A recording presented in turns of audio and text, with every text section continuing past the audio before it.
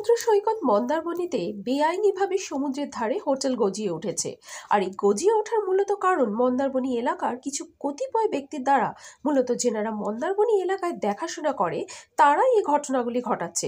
অভিযোগ তুললেন পূর্ব মেদিনীপুর জেলা পরিষদের খাদ্য কর্মদক্ষ তমাল তরু দাস মহাপাত্র। তিনি জানিয়েছেন, এভাবে মন্দারমণিতে সমুদ্রের ধারে হোটেল এবং রিসর্ট গজিয়ে উঠেছে, এটা মোটেই কাম্য নয়। মন্দারমণি থেকে অংশুমানের রিপোর্ট। আপনারা দেখছেন নিউজ ভারত 24 আওয়ার্স।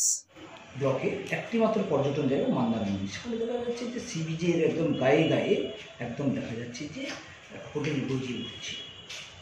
আপনাকে বলি একটা কথা, সেটা হচ্ছে যে দীর্ঘদিন ধরে এই বিষয়টা নিয়ে আমরা হাইলাইট করছি।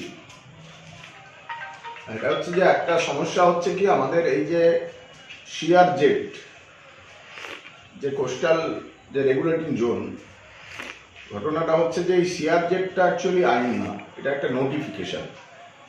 এই নোটিফিকেশনগুলো যখন যে সরকার কি বলে দিল্লিতে থাকে, তারা তাদের নিজেদের সুবিধা মতো করে নেয়।